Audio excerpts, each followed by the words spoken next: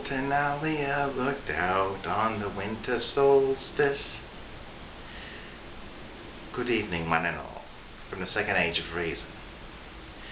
We're here on what appears to be the winter solstice to wish you happy solstice, or Merry Christmas, Happy New Year's, and whatever other holidays you imbue this time of year with.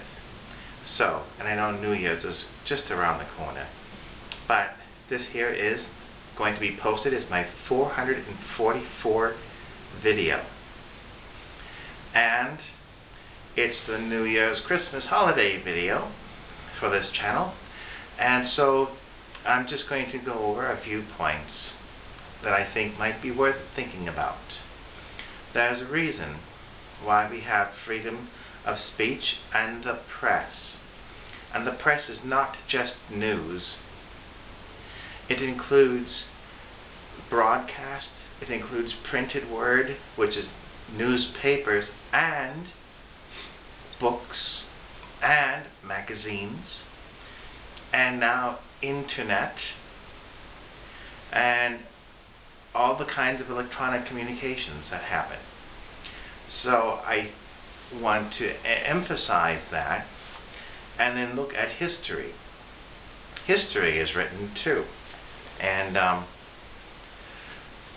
we have a thing about history that, well, I was looking over some historical events, and there's a purpose to history. Is it just a meaningless exercise we go through in school to use up some time?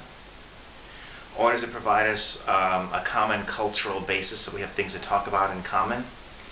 Or is it meant to be lessons to us? It's a story, and stories have a point, and stories have a moral, and stories can teach.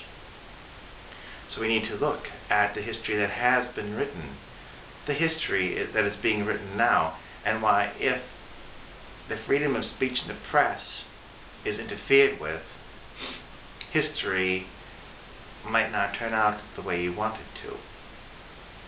History could be written differently. And I want to think about the idea of rewriting the future history, because the way it's going right now isn't too nice. So we need to change the future, beginning today. What's written in the past is done. What's written right now is in flux. What's written in the future, well, it hasn't officially been published yet. People that plan make the future happen. And I want to emphasize to you, as viewers, as the people, we the people, that we can also have a part in writing history, but we need to take advantages of it and know what to do with it. Now, take for example some historical event. Recently it was November, and you think about the assassination of President Kennedy. There is the government party line story, and there's a lot of other stories and competing theories. Now, those are all stories. Now, I'm not saying any of them are particularly true or false, but let's just say, for instance, you came up with something that was the truth. You had some news story, and you suddenly knew who did it. Now, would that change anything? Could you go back 50 years and make anything different? Could you retrofit the past recent history and say, hey, this stuff is invalid because it was based on the line of reasoning from this assassination and what happened after that? Would you do anything differently? Now, the same thing holds true of the 9/11 thing, on which so much policy and law has been surrounded based on a certain party line and a certain narrative. But if you would find out a truth and it's different than that narrative, what would you do about it? It would make a difference, wouldn't it? you would see things in a different context. But then, at that point, you know something. At some point, you have to turn it into action. Because if you don't, that party line towards whatever goal or end it has will come about. And you might want to change it because you won't want it to come out that way. And just in light of some things, people say, well, what difference does it make? What difference does it make? What could, it's over.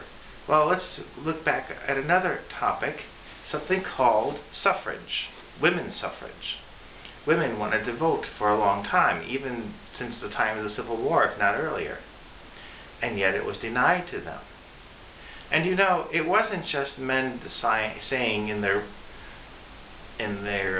congressional halls, I think it would be a nice thing to give women the right to vote, because that wasn't the majority consensus of men at the time who were in power. And you know what? If women had not gotten out and done something about it and protested and made a nuisance of themselves and gotten put in jail and made issues out of it and events out of it,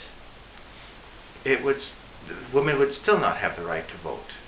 And in fact, in some states, they're probably working towards rescinding suffrage, because it's not in certain people's interests to have suffrage, because women might tend to vote a certain way more than another, and if that doesn't appeal to that purpose, it would be on the table.